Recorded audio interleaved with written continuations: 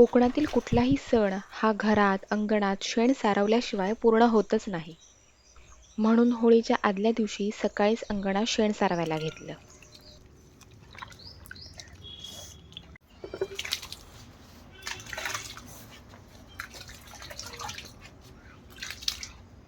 गोविंद गोविंद गोविंद राय गोविंद गोविंद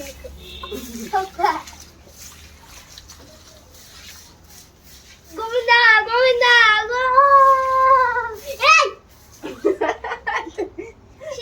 लागणारच ना ते. असं काय केलंस तू? चप्पल काढून यायचं. थांब येतो.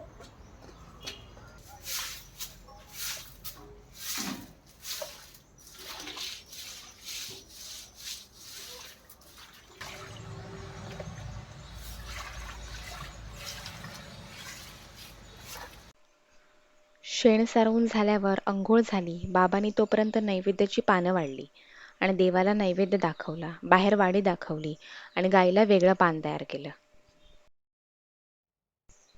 हा अग्निदेवतेला नैवेद्य अर्पण केलाय.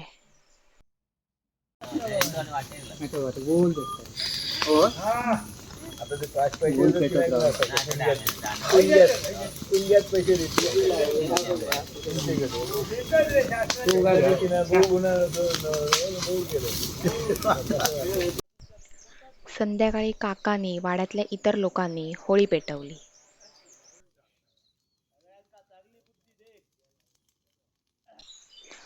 होळी पेटवतात त्या ठिकाणच्या देवाला नारळ, काजूगर, केळी, साखर याचा नैवेद्य दाखवतात. काही जण नवसाचे पेढे देखील ठेवतात.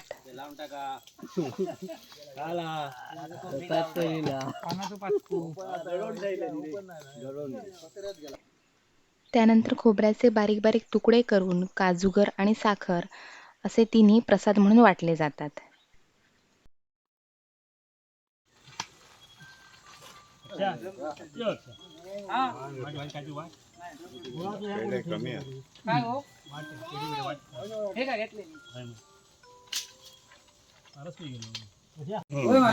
प्रमाणे तुझी ही बालवकपळाने गोळी घातलेली आहे ती मान्य करून घ्या.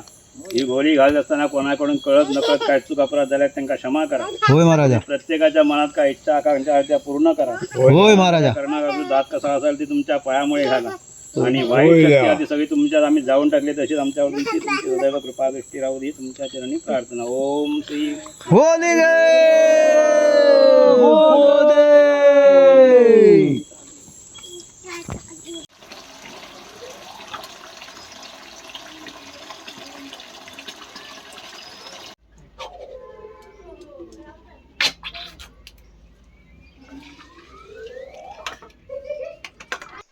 दुसऱ्या दिवशी सगळ्या बच्चे कंपनींना गोळा करून आम्ही रंगपंचमी साजरी केली. त्यासाठी आधी फुगे भरून घेतले पाण्याने.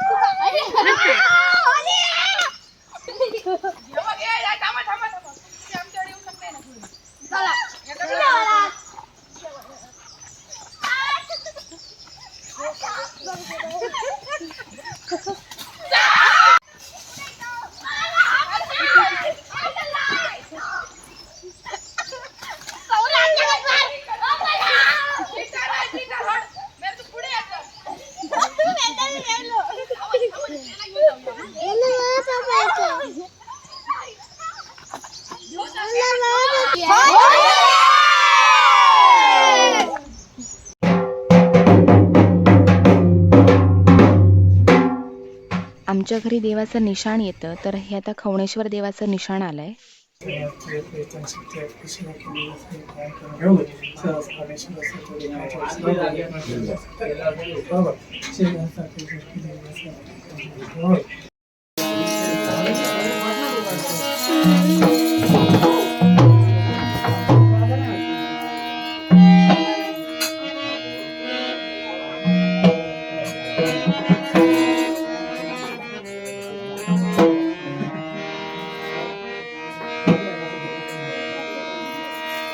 लहरी राजा राजा धरी अनाथरी दरबार दरबार अजब तुझे दरबार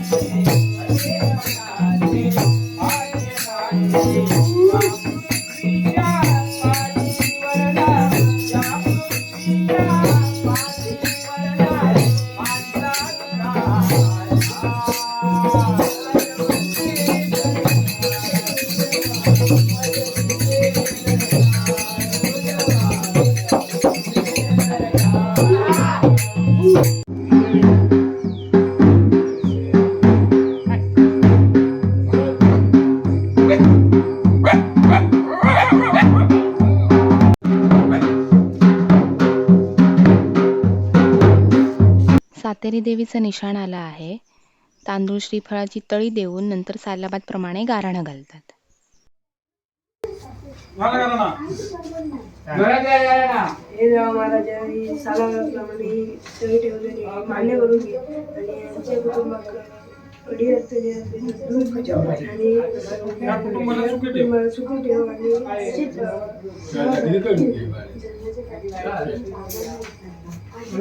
हो अरे बरं केलं.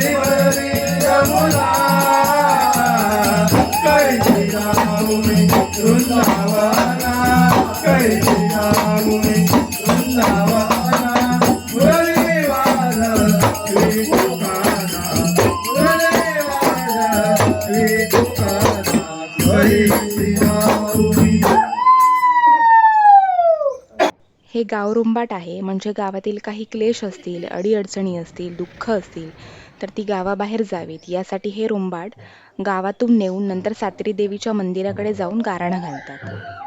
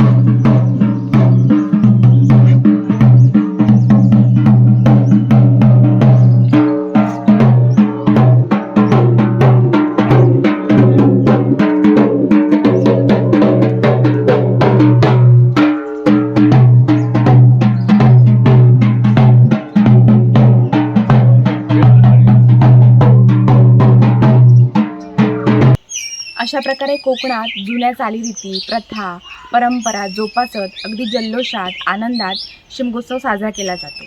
तुम्हाला हा व्हिडिओ आवडला असल्यास व्हिडिओला लाईक करा, जास्तीत जास्त लोकांपर्यंत शेअर करा आणि चॅनलला नक्की सबस्क्राईब करा. धन्यवाद.